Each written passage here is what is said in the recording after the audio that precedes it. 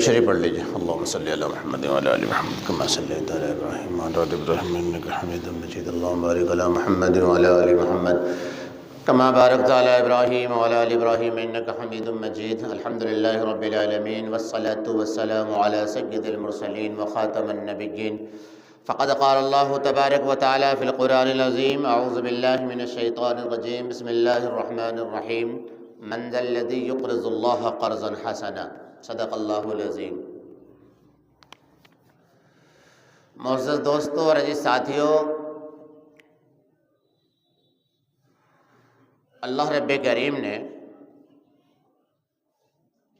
ہم پر دو اہم اور بڑی اہم ذمہ داری عائد فرمائی ہے، اور جو ذمہ داریاں ہمیں دی گئی ہیں ان ذمہ داریوں کے ہم مستحق بھی تھے، اور اللہ رب کریم کو اس بات کا حق بھی تھا اور ہے اور رہے گا کہ ان ذمہ داریوں کو ہم بحسن خوبی انجام دے سکیں۔ ایک ذمہ داری جسمانی عبادت، کون سی؟ یہ جسم جان کس کی امانت ہے؟ اللہ کی۔ کس کی امانت ہے؟ اللہ کی۔ یہ جسم اللہ رب کریم نے ہمیں عطا فرمایا ہے، جان اللہ رب کریم نے عطا فرمائی ہے، تندرستی، خوبصورتی، صحت، عافیت، یہ سب کچھ اللہ کا عطا کردہ ایک عظیم تحفہ اور ایک عظیم نعمت۔ تو جب ہم بندگی کرتے ہیں، جیسے ہم نے نماز پڑھی، نماز کی پابندی کرتے ہیں، جسم کا حق ادا ہو رہا ہے، روزے رکھتے ہیں، جسم کا حق ادا ہو رہا ہے، تلاوت جسم کا حق ادا ہو رہا ہے، ذکر فکر جسم کا حق ادا ہو رہا ہے، اللہ کے راستے میں نکلنا، چلت پھرت جسم کا حق ادا ہو رہا ہے، اور بھی دیگر امور ہیں۔ تو جسمانی عبادت کہلاتی ہے یہ۔ جسم پر اللہ کا حق ہے، جان پر اللہ کا حق ہے۔ دوسری جو ذمہ داری ہے وہ مالی ہے۔ کیا ہے وہ؟ مالی۔ مال کس نے دیا؟ کس نے دیا؟ اللہ نے۔ ہاں، اللہ نے مال عطا فرمایا۔ ہم جب پیدا ہوئے تھے کچھ تھا ہمارے پاس؟ جی کچھ نہیں تھا۔ حد تو یہ ہے، اللہ کا ضابطہ کتنا شاندار ہے کہ جب تک بچہ پیدا نہیں ہوتا ہماری ماؤں کے چھاتی میں دودھ بھی نہیں اترتا۔ جب بچہ پیدا ہوتا ہے ماں کی چھاتی میں، بچے کی عمر کے اعتبار سے، ذوق کے اعتبار سے، طبیعت کے اعتبار سے اللہ رب کریم دودھ کو پتلا، پھر گاڑھا، پھر اسی اعتبار سے، اور پھر جب وہ بچہ پل بڑھ کر تھوڑا مضبوط ہوتا ہے، اب کھانے پینے کا لائق ہوتا ہے، اب چائے لے رہا ہے، دودھ لے رہا ہے، بسکٹ لے رہا ہے، بریڈ لے رہا ہے، اور پھر اب اس کے کھانے پینے کی صلاحیت بن رہی ہے، اور پھر اس کے بعد ہمارے اور آپ کی طرح سب کچھ اللہ کا ضابطہ ہے نا۔ تو مال کس نے دیا؟ اللہ نے۔ تو ہمارے اوپر جسمانی عبادت بھی ہے اور مالی عبادت بھی ہے۔ اب حج دیکھ لو کتنی اچھی عبادت ہے۔ حج میں جسمانی عبادت بھی ہے اور مال بھی بہت مضبوط لگتا ہے، اور جان بھی بڑی مضبوط لگتی ہے صاحب۔ بڑی محنت کرنی ہوتی ہے وہاں حج کے موقع پہ، بڑے دوڑ بھاگ اور بڑی محنت، مشقت اور مجاہدے کرنے پڑتے ہیں حج کے ارکان ادا کرنے میں۔ اللہ ہم سب کو حاجی بنائے۔ کیا پیچھے سے آمین؟ اتنی بڑی دعا یار، اتنی بڑی تمنا حج کے لحاظ میں، تو آمین، یہ کیا آمین ہوتا ہے؟ ذرا بلند آواز سے کہو آمین۔ ہاں یہ ہوئی نا بات۔ ایسا کہا کرو کہ فرشتے بھی زور سے کہیں، فرشتے کہیں گے یار یہ نہیں ضرورت نا، یہ مرے سے آمین کہہ رہے تو ہم کیوں زور سے آمین کہیں؟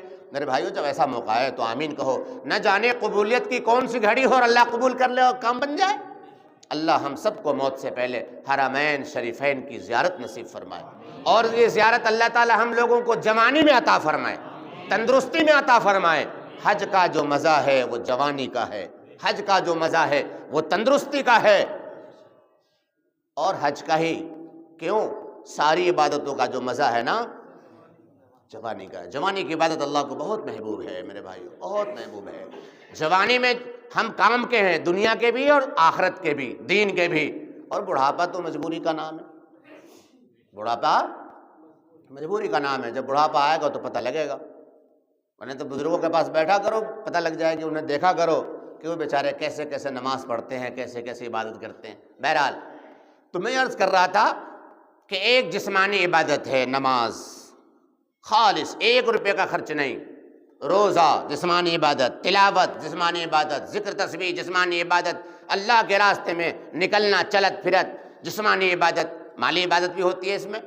سال میں ایک بار اہل ثروت پر ضابطے کے تحت زکوٰۃ فرض ہے، کیا ہے؟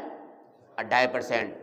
اور جنہیں اللہ نے نوازا ہے ان پر حج فرض ہے زندگی میں ایک بار، ٹھیک ہے۔ اب حج میں کیا ہے صاحب؟ دونوں عبادتیں جمع کر دی اللہ نے، جسمانی عبادت بھی ہو رہی ہے اور مالی عبادت بھی ہو رہی ہے۔ میرے بھائیوں، میرے عزیزوں، میرے دوستوں، اللہ کے نبی، میرے اور آپ کے نبی، پورے کائنات کے نبی جناب محمد رسول اللہ صلی اللہ تعالیٰ علیہ وسلم نے ارشاد فرمایا کہ اللہ رب کریم ارشاد فرماتا ہے کہ اے میرے بندو، تم میرے راہ میں مال خرچ کیا کرو۔ اے میرے بندو، تم اپنے مال کو میرے راہ میں، میرے راستے میں خرچ کیا کرو، میں تمہیں مال عطا فرماؤں گا۔ اللہ الصمد، وعدہ ہے، سمجھوتا ہے، اللہ رب کریم کی شرکت ہے۔ دیکھو اللہ کا وعدہ کہ مال چاہتے ہو نا، خرچ کرو میرے راستے میں، مال چاہیے تو مال دینا پڑے گا۔ اسی لیے آپ نے دیکھا ہوگا کہ جتنے بھی سخی ہیں دنیا میں، ان کا مال بڑھتا ہے، کبھی گھٹتا۔ کبھی دیکھا آپ نے کوئی سخی آدمی ہے صاحب، خوب سخاوت کر رہا ہے اور کنگال ہو گیا؟ سخی کبھی کنگال نہیں ہوتا، بخیل کنگال ہوتا ہے۔ سخی سے اللہ پیار کرتا ہے، بخیل سے اللہ پیار نہیں کرتا، چونکہ اللہ خود سب سے بڑا سخی ہے۔ اللہ تعالیٰ سب سے بڑے سخی ہیں۔ تو اللہ کے نبی صلی اللہ تعالی وسلم نے ارشاد فرمایا کہ اے لوگو، اللہ کے راستے میں مال خرچ کرو۔ اللہ کہتا ہے کہ تم میرے راہ میں مال خرچ کرو، میں تمہیں مال عطا کروں گا۔ اور فرمایا کہ جب سے یہ زمین و آسمان بنی، اس کی پیدائش ہوئی، اللہ رب کریم نے سب کو مال عطا فرمایا، پر اللہ تعالیٰ کا خزانہ کبھی خالی نہ ہوا۔ جب سے یہ دنیا بنی، جب سے آسمان و زمین کو اللہ نے بنایا، اللہ نے ہر بندے کو بھر بھر کر دیا، خوب دیا اور خوب دیا، پر اس کے خزانے میں کبھی کوئی کسی طرح کی کمی واقع نہ ہوئی۔ فرمایا کہ اللہ کے ہاتھ بھرے ہوئے ہیں، اللہ رب کریم کے ہاتھ بھرے ہوئے ہیں۔ اللہ رب کریم شروع سے اب تک سب کو عطا فرماتا ہوا چلا آیا ہے، پر اس کے ہاتھ کبھی خالی نہ ہوئے۔ اور اللہ تعالیٰ کا عرش پانی پر تھا، اور اللہ تعالیٰ کا عرش پانی پر تھا، اور اللہ تعالیٰ کے ہاتھ میں میزان ہے، اس کا ایک پلڑا پست ہے اور ایک پلڑا بلند ہے۔ اللہ الصمد، سب کچھ اسی کے ہاتھ میں ہے، سب کچھ اسی کے اختیار میں ہے۔ دوسری روایت اللہ کے نبی صلی اللہ تعالیٰ علیہ وسلم ارشاد فرماتے ہیں کہ اے لوگو، اللہ کے راستے میں مال خرچ کیا کرو، اور مال کو گن گن کر نہ دو، ورنہ اللہ رب کریم بھی تمہیں گن گن کر عطا کرے گا۔ فرمایا کہ اے لوگو، اللہ کے راستے میں مال خرچ کرنے سے اپنے ہاتھ کو نہ روکو، ورنہ اللہ رب کریم بھی اپنے ہاتھ تم سے روک لے گا۔ کیا بات! جو شخص اللہ کے راستے میں مال دل کھول کر خرچ کرتا ہے، اللہ رب کریم اپنے خزانے کا دروازہ اس پر کھول دیتا ہے، دروازہ کھول دیتا ہے۔ اور جو لوگ گن گن کر خرچ کرتے ہیں، اللہ تعالیٰ اسے بھی گن گن کر عطا کرتا ہے۔ یہ ضابطہ ہے اللہ رب کریم کا، یہ ضابطہ ہے اللہ رب کریم کا۔ سب سے اچھا مال وہ ہے جو اللہ کے راستے میں کام آئے، سب سے اچھا مال وہ ہے جو اللہ کی رضا میں کام آئے۔ اس کی بہترین مثال صحابہ کرام رضوان اللہ تعالی علیہم اجمعین کی زندگیاں ہیں کہ اللہ کے نبی صلی اللہ تعالی علیہ وسلم نے جب مال طلب فرمایا کہ مال کی ضرورت ہے، لاکھوں رحمتیں ہوں صحابہ کرام رضوان اللہ تعالی علیہم اجمعین پر، ان کی زندگی ہمارے لیے مشعل راہ ہے کہ صحابہ دوڑ پڑتے تھے اپنے گھروں سے مال لینے کے لیے۔ آپ صلی اللہ علیہ وسلم نے زبان مبارک سے بس ارشاد فرمایا کہ مال کی ضرورت ہے، کھجوروں کا ڈھیر، کھجوروں کا ڈھیر، سونے چاندی اکٹھے ہو گئے، چاندی یہاں، سونے یہاں، غلے یہاں، اناج یہاں، کپڑے یہاں، ڈھیر لگ جایا کرتے تھے۔ جن پر جو ہوتا وہ لے کر چلا آتا۔ ایک موقع پر ہے تو سیدنا عمر رضی اللہ تعالیٰ عنہ بہت سارا مال لے کر کے آئے، صحابہ میں دوڑ ہوتی تھی، انہیں مقابلہ ہوتا تھا اللہ کے راستے میں آگے بڑھنے کے لیے، مقابلہ تھا اللہ کی رضا حاصل کرنے کے لیے، مقابلہ تھا آخرت میں بلند مقام حاصل کرنے کے لیے، مقابلہ تھا کہ دین کے معاملے میں مجھے سب سے آگے نکلنا ہے۔ صحابہ میں دوڑ لگی ہوئی تھی۔ حضرت عمر رضی اللہ تعالیٰ عنہ بہت سارا مال لے کر کے آئے، رکھ دیا بارگاہ رسالت میں، سارے صحابہ لے کر کے آئے۔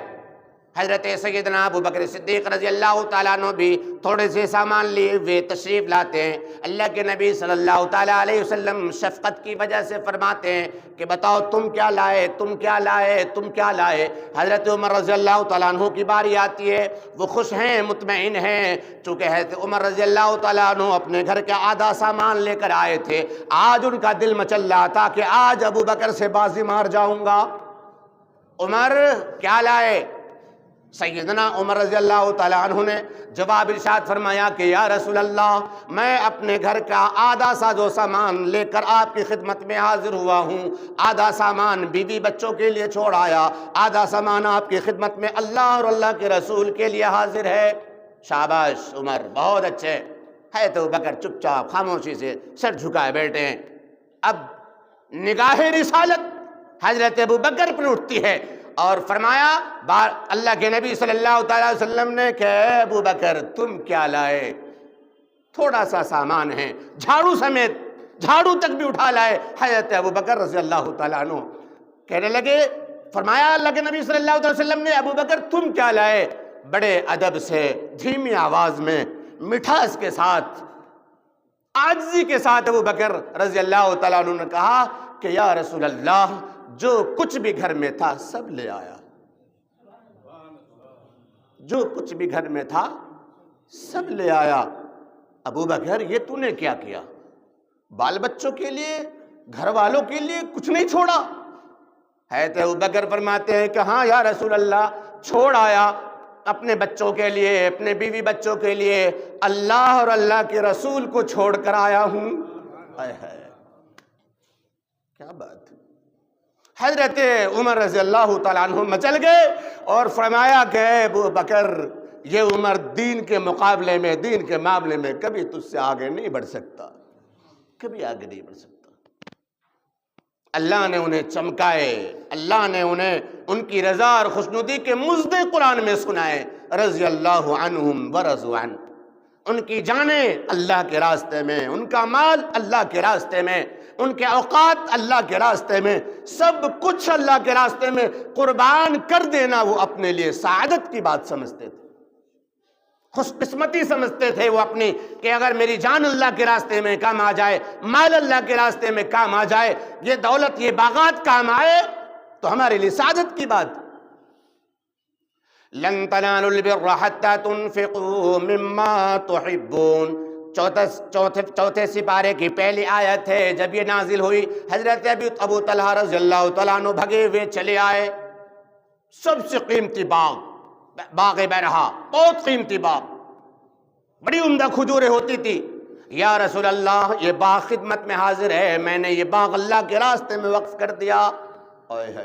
کیوں؟ فرمایا نہیں، سارے باغ وقف نہ کرو، گھر کے لیے بھی روک لو۔ حضرت ابو طلحہ کہنے لگے کہ یا رسول اللہ، اللہ رب کریم قرآن میں یہ کہتا ہے کہ جو مال تمہیں سب سے زیادہ پسند ہے، وہ مال اگر تم نے اللہ کے راستے میں پیش کر دیا تو اللہ کی قربت، تقویٰ، طاعت تمہیں حاصل ہو جائے گی۔ لن تنالوا البر، تم نیکیوں کو ہرگز حاصل نہیں کر سکتے، حتی تنفقوا مما تحبون، جب تک وہ مال خرچ نہ کرو اللہ کے راستے میں جس مال سے تمہیں سب سے زیادہ محبت۔ فوراً عمل کیا، فوراً عمل کیا۔ میرے بھائیوں، مومن بخیل نہیں ہو سکتا، مومن بخیل نہیں ہو سکتا۔ جس کا رب سخی، جس کے نبی سخی، جس کا دین سخاوت والا، جس کی شریعت سخاوت والی، سخاوت سے قرآن میں آیتیں بھری پڑی ہیں، احادیث میں حدیثیں بھری پڑی ہیں۔ صحابہ کرام رضوان اللہ تعالی علیہم اجمعین کی زندگی ہمارے لیے اسوہ اور نمونہ، ان کی حکایتیں موجود ہیں، بزرگوں کے واقعات موجود ہیں۔ بھلا وہ مومن بخیل ہو جائے؟ اور ہماری سخاوت کے چرچے تو پوری دنیا میں حیا نہیں ہے۔ دنیا میں اس روئے زمین پر جتنے بھی مذہب کے رہنے والے لوگ ہیں، اگر بات کبھی دینے لینے کی سخاوت کی آتی ہے تو ان کی زبان یہ کھل کر کہتی ہے کہ اگر سخاوت ہے، اللہ کے راستے میں اگر خرچ کرنے والا کوئی دھرم مذہب ہے تو وہ مسلم ہے، اسلام دھرم ہے، مسلمان ہے۔ حیا نہیں ہے، حیا نہیں۔ ہم اپنے اللہ کے بینک میں جمع کرتے ہیں تاکہ جب یہ دنیا کی زندگی ختم ہو جائے، جب یہ پلاٹ، یہ زمین، یہ بلڈنگ، یہ دکان، یہ کاروبار، یہ بینک بیلنس، یہ سارے رشتے ناتے ختم ہو جائیں، سب سے علیحدہ ہو کر اللہ کے حضور ہم جائیں، تو یہ رقم وہاں اس دنیا میں ہمیں کام آئے جس دنیا کو آخرت کہا جاتا ہے، جس دنیا کو آخرت کہا جاتا ہے۔ میرے بھائیوں، میرے دوستوں، میرے عزیزوں، جب بھی آپ کے سامنے اللہ کے گھر کا کوئی تقاضا ہے، دین کا کوئی تقاضا ہے، اجتماع ہے، جلسہ ہے، مسجد کے تقاضے ہیں، مدرسے کے تقاضے ہیں، کسی مریض کے تقاضے ہیں، کہیں بھی ہر وہ کام جو اللہ کی رضا کے لیے کیا جا رہا ہے، اپنے لیے سعادت سمجھنا، اپنے لیے سعادت سمجھنا کہ تندرستی رہتے ہوئے، جان سلامت رہتے ہوئے، مال سلامت رہتے ہوئے، حالات اور کیپیسٹی رہتے ہوئے اللہ نے ہمارے سامنے ایک خدمت کا موقع عطا فرمایا، یہ ہمارے لیے سعادت کی بات ہے۔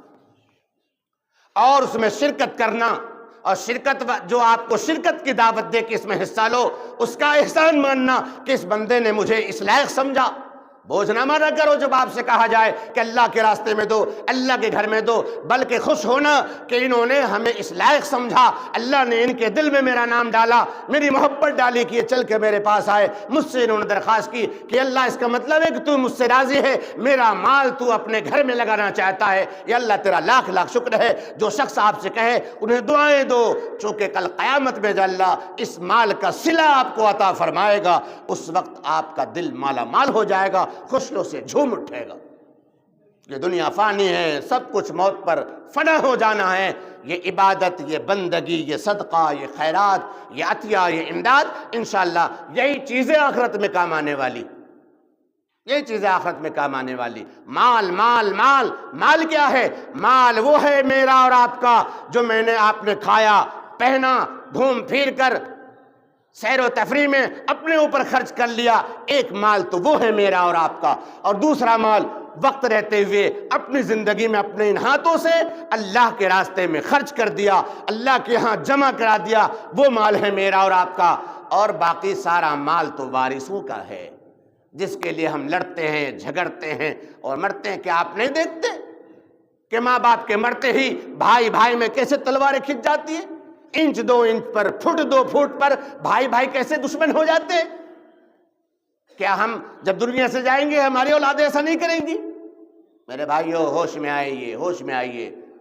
اللہ نے بھی سب کچھ سالم رکھا ہوا ہے، اپنی جان بھی لگائیے، اللہ کی عبادت میں بندگی کیجیے، اللہ کی اطاعت کیجیے، ہر حکم کو بجا لائیے۔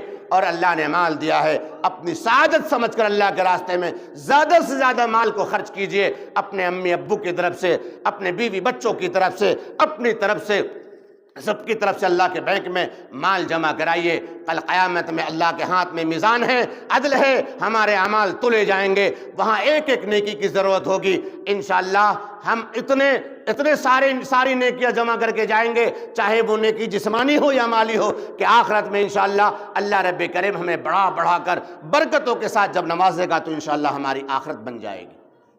اللہ تعالیٰ مجھے اور آپ کو سبھی بھائیوں کو عمل کرنے کی توفیق عطا فرمائیں، اور اپنی صحت، تندرستی، جان، مال سب اللہ کے راستے میں خرچ کرنے کی توفیق عطا فرمائیں۔